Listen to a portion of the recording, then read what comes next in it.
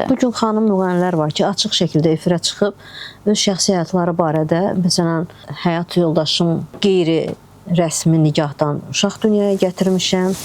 Bunu açıq şəkildə etiraf edirlər, danışırlar və sanki bunu fəxr edirlərmiş kimi bu barədə danışırlar. Yəqin sənin də rastıma çıxıb. Bəli, rastıma çıxıb, artıq onların öz seçimidir.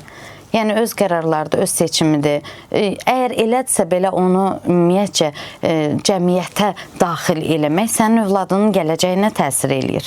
Məsələ bundan ibarətdir. Sən bugünkü gün reytinq naminə çıxıb deyə bilərsən onu ki, mən qanunsuz deyək ki də, yəni dövlət nigahı olmadan övlad dünyaya gətirmişəm. Sənin onsuz da seçimindir. Dövlət gəlib sənə deməyəcək ki, bunu niyə eləmsən? Çünki baxırlar ki, 30 yaşın var, 35 yaşın var və yaxud da ki, 40 yaşın var, yetkin bir insansan.